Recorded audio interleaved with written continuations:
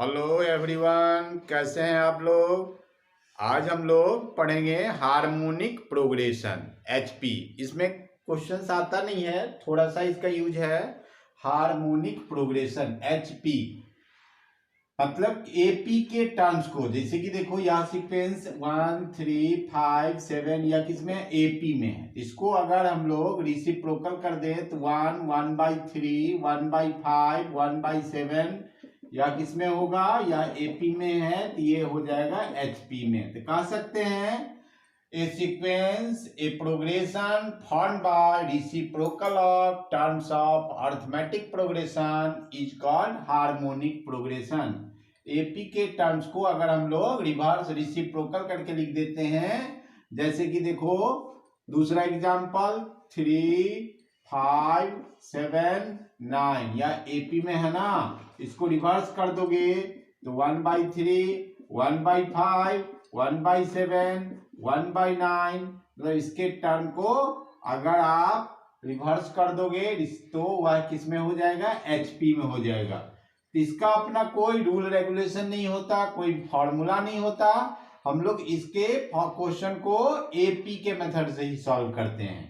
तो अगर TN of HP निकालना होगा, TN of nth term of HP, तो हम लोग क्या करेंगे 1/TN of corresponding AP, AP जो उसके कॉरेस्पॉन्डिंग आएगा। जैसे कि देखो अगर क्वेश्चन दे दे, यही क्वेश्चन दे दे 1/3 1/5 1/7 फाइंड 50th टर्म, तो हम लोग कैसे फाइंड करेंगे। तो देखेंगे ये एचपी में है तो पहले हम लोग इसको एपी में कन्वर्ट कर लेंगे। तो एपी में कन्वर्ट करोगे तो क्या हो जाएगा 3 5 7।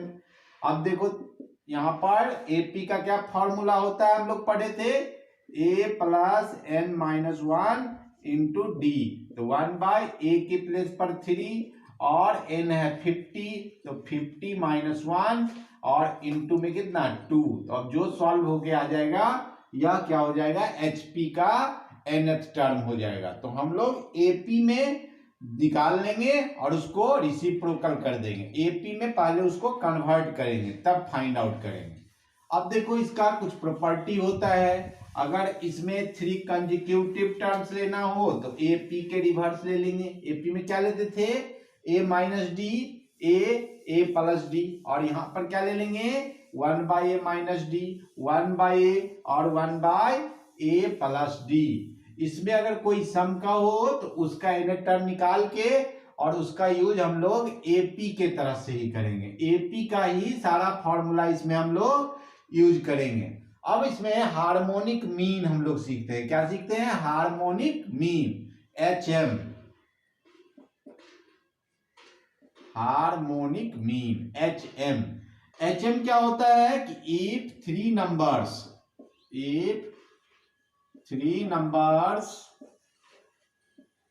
A H B are in HP, अगर ये 3 नंबर HP में होगा then capital HB the HM of A and B, 2 number का HM कहलाएगा। देखो कैसे निकालते हैं, जैसे A H B are in HP, ये किसमें दिया हुआ है, एपी में। तो हम लोग क्या सीखे हैं कि इसके टर्म को रिसिप्रोकल कर देंगे।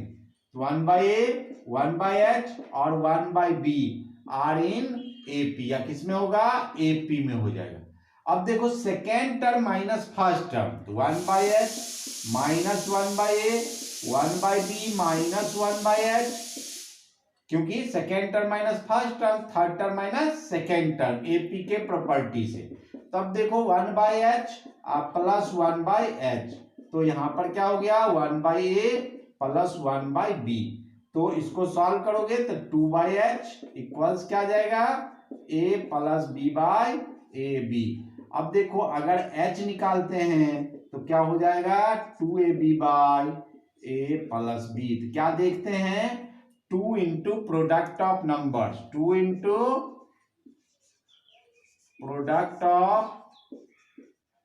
Number are divided by sum of number, मतलब अगर दो नंबर के बीच HM निकालना होगा तो 2 इंटू ये फॉर्मूला हो गया हमारा HM का 2AB upon A plus B। अब इस पर हम लोग क्वेश्चन देखते हैं एक।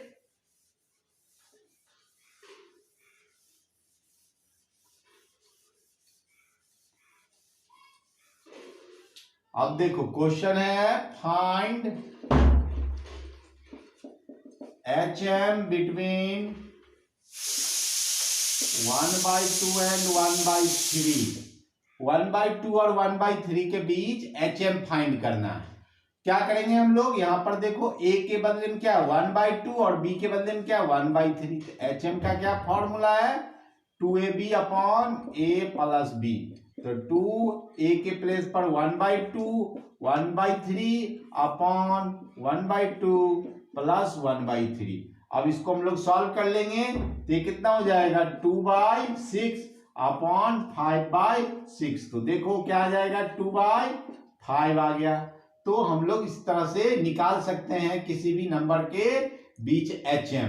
लेकिन हम लोग क्या सीखे थे APGP में कि NHM होगा या NAM होगा तब कैसे फाइंड करेंगे। यहां भी हम लोग कोई फॉर्मूला वही AP वाला लगाएंगे और निकाल लेंगे। पहले क्या करेंगे लेट कर लेंगे H1 H2 H3 HNB NHM between A and B, उसको रिवर्स कर देंगे तो 1/A 1/H1 AP में, फिर AP में जैसे करते थे वैसे ही कर लेंगे। क्वेश्चन देखते हैं फाइंड 3HM बिटवीन 2 एंड 4। 2 और 4 के बीच 3HM फाइंड करना है। क्या करेंगे हम लोग अभी जैसे AP में करते थे GP में करते थे H1 H3 H3B 3HM। ये 3HM बिटवीन 2 एंड 4 क्या हो जाएगा ये 2H1 H2 H3 4 are in HP। अब इसको रिवर्स कर दोगे रिसिप्रोकल कर दोगे तो क्या हो जाएगा 1/2 1/H1 1/H2 1/H3 1/4 are in AP। इसको AP में हो गया। अब देखो AP के लिए क्या कंडीशन था कि ये 1/4 इक्वल्स 1/2। आप प्लस कितना हो जाएगा n कितना हो गया 3 + 2 5 5 - 1 इंटू D। हम लोग यहां से क्या निकालेंगे D की वैल्यू। तो 1/4 - 1/2 इक्वल्स 4D। अब देखो ये कितना हो गया माइनस, इसको सॉल्व कर लो एलसीएम हो गया 4 1 - 2 इक्वल्स 4D। तो अब क्या देख रहे हो D इक्वल्स -1/16। अब D की वैल्यू निकल गया। अब हम लोग को निकालना क्या 1/H1। तो 1/H1 क्या होगा 1/2 - 1/16। तो देखो 16 एलसीएम हो गया 8 - 1 कितना हो जाएगा 8 - 1 7/16। अब ये 1/H1 हो गया तो H1 16/7। Similarly 1/H2 1/H3। इसी तरह से हम लोग HM निकाल लेंगे। अगर मान लो इसमें कि कोई दूसरा हो 5 हो 10 हो 15 हो तो सिमिलरली इसी तरह से हम लोग HM फाइंड कर लेंगे।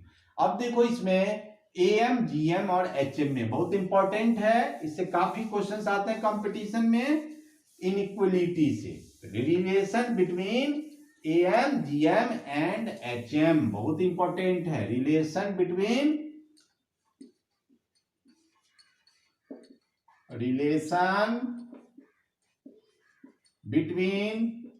AM GM and HM। AM GM और HM में क्या रिलेशन है तो क्या करेंगे हम लोग late A and B be two numbers in which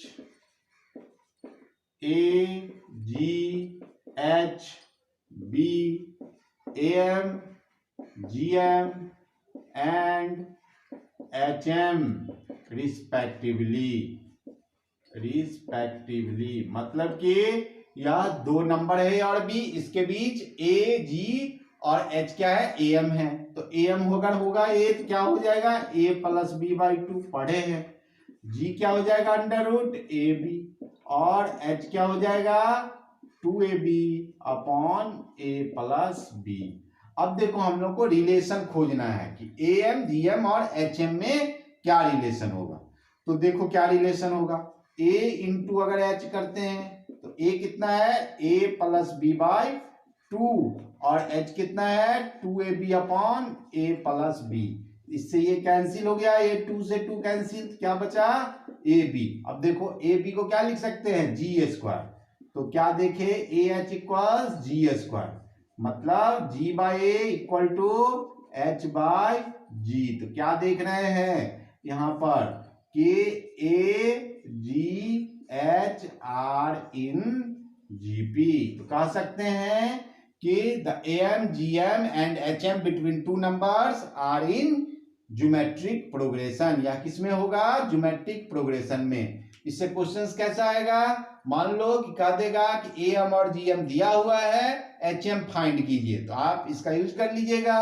जैसे कह देगा 2 and 4 be the am and gm between two numbers, then find gm। तो क्या करेंगे a और h रख देंगे 2 और 4, और g हो जाएगा अंडर रूट 8 का स्क्वायर रूट निकाल देंगे, जो प्लस माइनस 2 रूट 2, ये हो जाएगा हमारा gm। तो निकाल सकते हैं कहीं भी am gm और hm। इसमें एक और रिलेशन होता है, इनइक्वलिटी का रिलेशन होता है, ये बहुत ही इंपॉर्टेंट रिलेशन है। a माइनस जी, देखो a कितना है a plus B by two, a कितना है a plus B by two, और g कितना है अंडर रूट ए बी। तो क्या होगा एलसीएम इसका 2, और a प्लस बी या माइनस 4 रूट ए बी। अब देखो ये क्या है a रूट ए का स्क्वायर, a स्क्वायर a हो जाएगा, रूट b का स्क्वायर b हो जाएगा, और यह हो जाएगा हमारा कितना, यहाँ 4 ने 2 रूट ए बी, तो 2ab। तो क्या फॉर्मूला हो जाएगा ये रूट ए माइनस रूट बी का होल स्क्वायर बाई 2। अब देखो किसी भी नंबर का अगर स्क्वायर करते हैं तो उसकी मिनिमम वैल्यू कितनी हो सकती है 0, अब मैक्सिमम बढ़ते जाएगा, निगेटिव तो कभी होगा नहीं। किसी भी नंबर का स्क्वायर तो ग्रेटर देन इक्वल टू 0। देखो यहाँ क्या देखे a minus G greater than equal to 0, that means a greater than g। तो कह सकते हो सिमिलरली h के साथ भी होता है, am बड़ा होगा gm से और gm बड़ा होगा hm से, मतलब the am gm and which में hm between two numbers are in descending order, मतलब असेंडिंग ऑर्डर। a बड़ा होगा g उससे छोटा होगा, h उससे, मतलब am बड़ा होगा gm से, gm बड़ा होगा hm से। यह एक रिलेशन बहुत इंपॉर्टेंट होगा। जैसे कि हम लोग इस रिलेशन से देखो कुछ इनइक्वलिटी देख लेते हैं, याद रखेंगे। जैसे कि x प्लस 1 बाई एक्स, अब इसमें इसका मिनिमम वैल्यू कितना होगा, तो ये हम लोग एम जी एम से जान सकते हैं। तो देखो ये दो नंबर है, इसका एम कितना होगा x प्लस 1 बाई एक्स, और एच एम कितना होगा इसका, जीएम पहले देख लो, जीएम से जीएम कितना हो गया x इंटू 1 बाई एक्स का अंडर रूट, ये कितना हो गया 1। अब देखो एम में 2 भी होता है, a प्लस बी बाई 2। तो हम लोग क्या सीखे अभी, एम ग्रेटर देन जीएम, तो x प्लस 1 बाई एक्स, और यह 2 आएगा डिनोमिनेटर, तो क्या होगा इसकी मिनिमम वैल्यू, कब कंडीशन इसमें है कि x ग्रेटर देन 0, तो मिनिमम वैल्यू कितनी होगी, minimum value of x plus 1 by X when x greater than 0 is equal to 2, minimum value 2 होगा। और अगर यह x, अगर x लेस देन 0 होगा तो x प्लस 1 बाई एक्स की वैल्यू कितना हो जाएगा -2। ये किस केस में हो जाएगा, ये लेस देन हो जाएगा, मतलब मैक्सिमम वैल्यू -2 होगा और मिनिमम कुछ भी हो सकता है। तो इस x पे सिमिलरली देखो ये होता है e to the power x plus e to the power minus x। क्या होगा इसकी मिनिमम वैल्यू? ये तो एक्सपोनेंशियल वैल्यू है, तो इसी कंडीशन पे आता है, तो इसकी कभी निगेटिव होता नहीं है, तो इसकी हमेशा मिनिमम वैल्यू 2 होगा। जैसे कि a to the power x plus a to the power minus x greater equal 2 होगा। log ab plus log ba ये ग्रेटर देन इक्वल टू 2 होगा। मतलब कि इनइक्वलिटी साइन यहां से याद रखेंगे। जैसे कि देखो इससे एक क्वेश्चंस बताते हैं जो आईआईटी में आया भी है। If sin x equals e to the power x plus e to the power minus x, then find the value of x। क्या होगा x का वैल्यू? देखो यहाँ पे sin x राइट साइड क्या है, यह वैल्यू क्या होगा? ग्रेटर देन इक्वल टू, मतलब इसकी मिनिमम वैल्यू 2 होगी। और sin x का मिनिमम वैल्यू कितना होता है? -1। मैक्सिमम अधिक से अधिक कितना होगा? 1। तो ये दोनों इक्वल कभी नहीं होगा, मतलब यह नो वैल्यू ऑफ x, इसमें x का कोई भी वैल्यू नहीं होगा। तो हम लोग इस तरह से इनइक्वलिटी को देख करके भी बहुत सारा क्वेश्चन कर सकते हैं।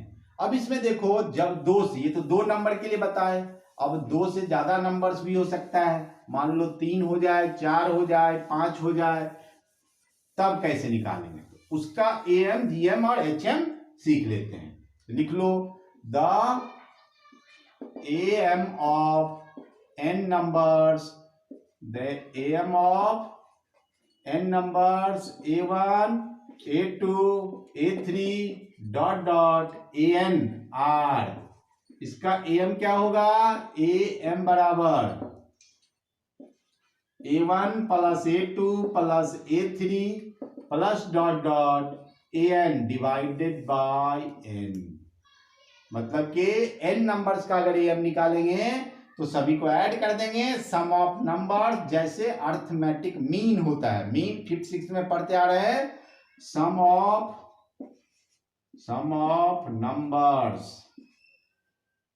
Of number divided by number of numbers.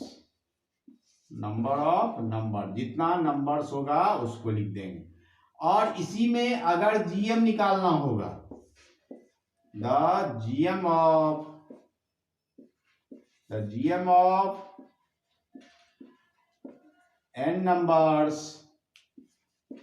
g1 g2 g3 dot dot gn r, तो इसका gm क्या होगा? जितना नंबर्स होगा उसको मल्टीप्लाई में लिख देंगे, और जितना होगा उसका उतना 1/nth रूट्स कर देंगे। जैसे 3 होगा तो 1/3। जैसे मान लो कि ए बी सी का जीएम निकालना है, ए बी सी का GM, GM of A B C, तो क्या करोगे? ए बी सी का पावर कितना? 1/3 कर दोगे। अगर 4 नंबर होगा तो 1/4 कर दोगे, n नंबर होगा 1/n कर दोगे। तो ये n नंबर्स का बता रहे हैं। अभी पीछे पढ़े थे हम लोग 2 नंबर्स के बीच में। अब थर्ड देखो hm, the hm of n numbers, the hm of n numbers h1 h2 h3 dot dot hn r। इसका hm क्या हो जाएगा? जितना नंबर होगा वो न्यूमरेटर में लिख देंगे, 1/h1 1/h2 1/h3 प्लस का साइन 1/hn, ये hm हो गया। तो हम लोग देखे am gm और hm, इसमें भी इनइक्वलिटी का साइन होता है। जैसे कि मान लो कि ए बी सी 3 नंबर्स होगा, a प्लस बी प्लस सी और 1/a plus 1/b plus 1/c। if abc be 3 positive number, then find the minimum value of, question लिख लो, if a b c are 3 positive numbers, then find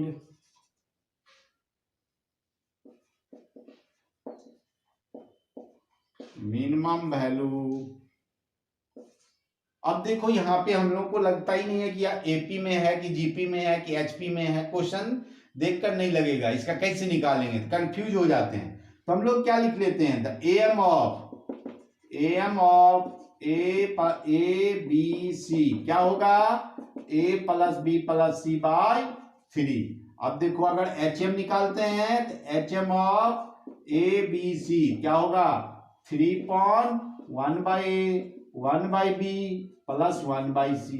और अभी हम लोग inequality सीखे ही हैं, क्या सीखे इनइक्वलिटी कि ए एम हमेशा ग्रेटर होता है जीएम से, या जीएम ग्रेटर होता है एचएम से। तो देखो हम लोग लिख देते हैं वही inequality, A M greater than, यहाँ जीएम नहीं है तो एचएम लिख दिए। अब ए एम के प्लेस पर कितना है, A plus B plus C by 3 और greater than equal to 3 by 1 by A 1 by B 1 by C. अब देखो इसमें कि हम लोग क्या करेंगे, कैसे निकालेंगे।